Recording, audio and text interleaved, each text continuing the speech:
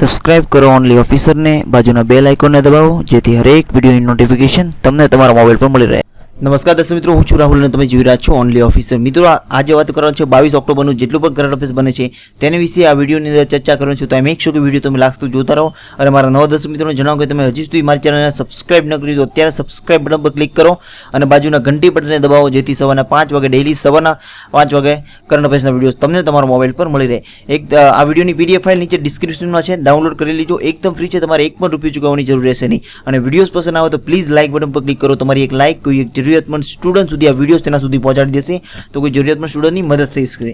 ત્યારબાદ મિત્રો હું અનએકેડમીની લર્નિંગ એપમાં ભણાવું છું, તો તમે અનએકેડમીની લર્નિંગ એપ ગૂગલ પ્લે સ્ટોરમાંથી ડાઉનલોડ કરી લેજો અથવા તો તમે આ વિડિયોની નીચે ડિસ્ક્રિપ્શનમાં મેં અનએકેડમીની લર્નિંગ એપની લિંક આપેલી છે, ત્યાંથી ડાઉનલોડ કરીને તેના સર્ચ બારમાં રાહુલ જેકે લખશો જેથી ગુજરાત સરકારની કોઈ પણ કોમ્પિટિટિવ એક્ઝામની તમે તૈયારી કરતા હશો તો તમામ પ્રકારના લેક્ચરના 50 થી પણ વધારે કરંટ અફેર્સના વિડિયોઝ મેં અપલોડ કરેલા છે અને ગુજરાતના ઇતિહાસના 6 જેટલા ભાગ ગુજરાતની ઇતિહાસ મતલબ ગુજરાતનો હિસ્ટ્રી રિલેટેડ તમામ પ્રકારના લેક્ચર મૂકેલા છે તો તમે ત્યાંથી જોઈ શકશો, એકદમ ફ્રી, તમારે 1 પણ રૂપિયો ચૂકવવાની જરૂર રહેશે નહીં। અને ત્યાં જઈને મારી ચેનલને ફોલો કરી લેજો જેથી જ્યારે પણ વિડીયોઝ અપલોડ કરું ત્યારે તમને તમારા મોબાઈલમાં નોટિફિકેશન મળી રહે। ત્યારબાદ મિત્રો આજનો વિડીયો સ્ટાર્ટ કરી તો સૌથી પહેલો પ્રશ્ન આવે છે કે તાજેતરમાં વિશ્વના કુસ્તી ચેમ્પિયનશિપનું આયોજન ક્યાં થયું છે? તો હંગરીમાં થવાનું છે। મતલબ મિત્રો વર્લ્ડ કુસ્તી ચેમ્પિયનશિપનું આયોજન તાજેતરમાં હંગરીમાં શહેરમાં થવાનું છે, તેમાં હંગરી શહેરમાં થવાનું છે। તો ભારત તરફથી કોણ આ કુસ્તીમાં ભાગ લેવાનો છે? તો બજરંગ પુનિયા ભારત તરફથી પ્રતિનિધિત્વ કરવાનો છે। હવે મિત્રો હંગરી છે મિત્રો, તો સૌથી પહેલાં આપણે મેપમાં જોઈએ કે હંગરી છે તો હંગરીની કેપિટલ શું છે? તો હંગરીની કેપિટલ છે બુડાપેસ્ટ, તેની કેપિટલ છે। ત્યારબાદ પ્રેસિડેન્ટ કોણ છે હંગરીના? તો જાનોસ અંડેર હંગરીના પ્રેસિડેન્ટ છે। ત્યારબાદ હંગરીની કરન્સી શું છે? તો હંગરીની કરન્સી છે ફોરેન્ટ, હંગરીની કરન્સી છે। તો એટલું વસ્તુ તમને હંગરી વિશે ખબર હોવી જોઈએ મિત્રો।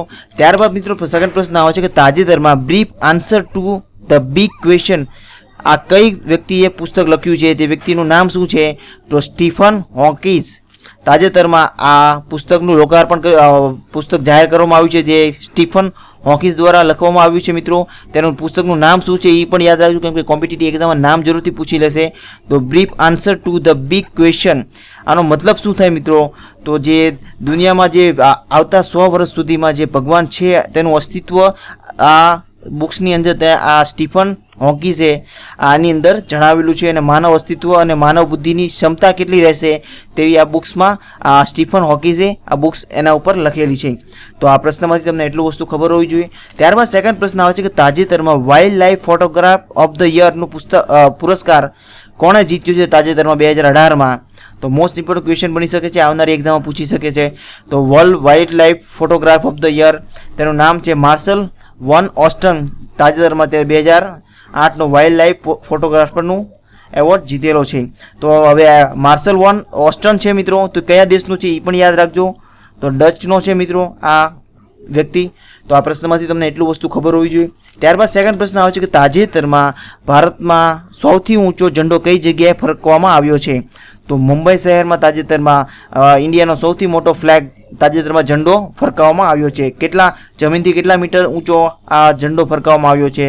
તો 350 ફૂટ જેટલો ઊંચાઈએ આ ઝંડો ફરકાવવામાં આવ્યો છે તાજેતરમાં ભારતનો।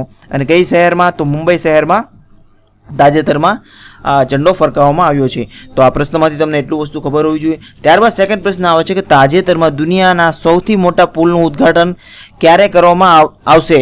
તો તાજેતરમાં જે દુનિયામાં સૌથી મોટો પુલ બનાવ્યો છે તેનું ઉદ્ઘાટન 24 ઓક્ટોબરના દિવસે કરવામાં આવશે। અને કયા શહેરમાં આનું ઉદ્ઘાટન થશે અને કયા શહેરમાં દુનિયાનો સૌથી મોટો પુલ બનેલો છે? તો દુનિયાનો સૌથી મોટો પુલ બનેલો છે હોંગકોંગથી મકાઉ સુધીનો સમુદ્ર પુલ છે, દુનિયાનો સૌથી મોટો પુલનું તાજેતરમાં લોકાર્પણ થવાનું છે 24 ઓક્ટોબરના દિવસે। અને કયા દેશ વચ્ચે જોડે છે? તો હોંગકોંગથી મકાઉ સુધી આ પુલ સમુદ્ર પુલ બનાવવામાં આવ્યો છે, તેનું 24 ઓક્ટોબરના દિવસે લોકાર્પણ થવાનું છે। તો એટલું વસ્તુ તમને ખબર હોવી જોઈએ। અને આ પુલની લંબાઈ કેટલી છે એ પણ યાદ રાખજો, તો 55 કિલોમીટર સુધીની આ પુલની લંબાઈ છે। તો આ પ્રશ્નમાંથી તમને એટલું વસ્તુ ખબર હોવી જોઈએ મિત્રો। ત્યારબાદ મિત્રો સેકન્ડ પ્રશ્ન આવે છે કે તાજેતરમાં યુવા ઓલિમ્પિક 2018માં ભારત કેટલામાં સ્થાને રહ્યું છે? તો ભારત 14મા સ્થાને રહ્યું છે મિત્રો। અને ભારત 14મા સ્થાને રહ્યું છે, તો ભારતે યુવા ઓલિમ્પિકમાં કેટલા પદક જીતેલા છે? તો 13 પદક જીતેલા છે, એ પણ યાદ રાખજો. હવે ભારત યુવા ઓલિમ્પિકમાં 14મા નંબરે છે, તો પ્રથમ નંબરે કોણ છે? તો રશિયા છે મિત્રો. રશિયા કેટલા મેડલ જીતેલા છે? તો 59 મેડલ જીતેલા છે યુવા ઓલિમ્પિકમાં, સૌથી વધારે રશિયા દ્વારા. તો આ પ્રશ્નમાંથી તમને એટલું વસ્તુ ખબર હોવી જોઈએ. 13 પદક જીતેલા છે યુવા ઓલિમ્પિકમાં, અને કેટલામાં સ્થાન મળેલું છે ભારતને? તો 14મું સ્થાન મળેલું છે. તો આ પ્રશ્નમાંથી તમને એટલું વસ્તુ ખબર હોવી જોઈએ. ત્યારબાદ સેકન્ડ પ્રશ્ન આવે છે કે તાજેતરમાં ગ્લોબલ પાર્ટનર્સ ફોરમના ચોથું આયોજન કયા દેશ કરવાનો છે?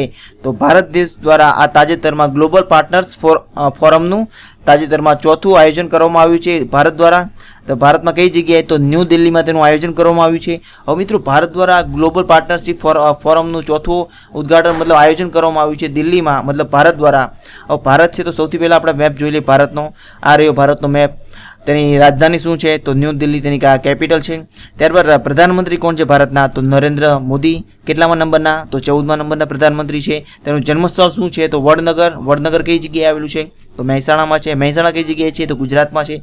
ત્યારબાદ રાષ્ટ્રપતિ કોણ છે તાજેતરમાં? તો રામનાથ કોવિંદ તાજેતરમાં ભારતના રાષ્ટ્રપતિ છે. કેટલામાં નંબરના? તો 14મા નંબરના. તેનું જન્મસ્થળ શું છે? તો ઉત્તર પ્રદેશના છે મિત્રો. અને તાજેતરમાં કેટલામી લોકસભા ચાલી રહી છે? તો 16મી લોકસભા ચાલી રહી છે. અને તાજેતરમાં લોકસભાના સ્પીકર કોણ છે? એ યાદ રાખજો, મોસ્ટ ઇમ્પોર્ટન્ટ ક્વેશ્ચન છે, આવનાર એક્ઝામ પૂછી શકે. તો સુમિત્રા મહાજન તાજેતરમાં લોકસભાના સ્પીકર છે. ભારતના કેટલા રાજ્યો છે?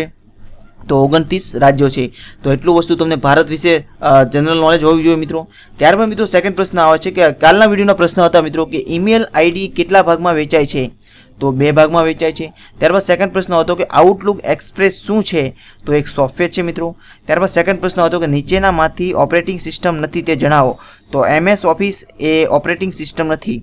તો ઘણા બધા સ્ટુડન્ટે આનો સાચો આન્સર આપેલો હતો મિત્રો. તો થેન્ક યુ સો મચ મિત્રો. આવી રીતના ફીડબેક કરતા રહેજો જેથી મને પણ વધારે મોટિવેશન મળે અને તમારી માટે નોન સ્ટોપ ડેલી બેઝ પર આવા કરંટ અફેર્સના વિડીયોઝ તમારી માટે લાવતો રહો. તમારો કોઈ પણ સુઝાવ હોય તો નીચે કોમેન્ટ બોક્સમાં લખો, 24 કલાકની અંદર રિપ્લાય કરી.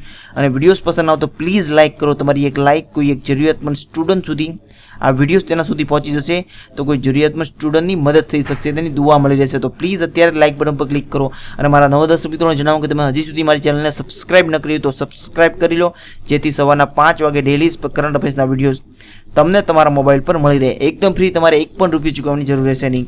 ત્યારબાદ મિત્રો આજના વિડીયોના પ્રશ્ન જોઈએ તો ભારતની રાષ્ટ્રીય રમત શું છે? ક્રિકેટ છે, બાસ્કેટબોલ છે, હોકી છે, વોલીબોલ છે. ત્યારબાદ સેકન્ડ પ્રશ્ન આવે છે કેનેડાની રાષ્ટ્રીય રમત શું છે? આઈસ હોકી, રબી, બાસ્કેટબોલ અને વોલીબોલ. ત્યારબાદ સેકન્ડ પ્રશ્ન આવે છે કે જાપાન દેશની રાષ્ટ્રીય રમત શું છે? Chess, table tennis, football, judo. તો આ ત્રણેય ક્વેશ્ચનનો આન્સર તમારે નીચે મને કોમેન્ટ બોક્સમાં લખીને મને મોકલવાનો છે. 24 કલાકની અંદર રિપ્લાય કરીને તમારો કોઈ પણ ડાઉટ્સ હોય અથવા તો તમારો કોઈ સુઝાવ હોય અથવા તમે કોઈ વિડીયોઝ બનાવવા માંગતો હોય તો તેનો પણ તમે લિંક તમારા સુઝાવ તમે નીચે કોમેન્ટ બોક્સમાં લખીને મને મોકલાવો. 24 કલાકની અંદર રિપ્લાય કરીને વિડીયોઝ પસંદ આવે તો પ્લીઝ લાઇક કરો મિત્રો. તમારી એક લાઇક કોઈ એક જરૂરિયાતમંદ સ્ટુડન્ટ સુધી આ વિડીયોઝ તેના સુધી પહોંચી જશે તો કોઈ જરૂરિયાતમંદ સ્ટુડન્ટની મદદ થઈ શકશે. તો અત્યારે લાઇક બટન પર ક્લિક કરવા વિનંતી. લાઇક કરવામાં શરમ કરતા નહીં મિત્રો. તમારી એક લાઇક કોઈ એક જરૂરિયાતમંદ સ્ટુડન્ટની લાઈફ બદલી શકે છે. આ વિડીયોઝ તેના સુધી પહોંચશે તો કોઈ જરૂરિયાતમંદ સ્ટુડન્ટની મદદ થઈ શકશે. અને મારા નવા દર્શક મિત્રોને જણાવો કે તમે હજી સુધી મારી ચેનલને સબસ્ક્રાઇબ ન કરી હોય તો અત્યારે સબસ્ક્રાઇબ કરી લો, જેથી સવારના 5 વાગે ડેલી બેઝ પર કરંટ અફેર્સના વિડીયોઝ તમને તમારા મોબાઈલ પર મળી રહે. એકદમ ફ્રી, તમારે એક પણ રૂપિયો ચૂકવવાની જરૂર રહેશે નહીં. તમારી આવનારી એક્ઝામ માટે બેસ્ટ ઓફ લક. અને તમારો કિંમતી સમય આપીને મારો વિડીયો જોવા માટે ધન્યવાદ. Thanks for the watching the video.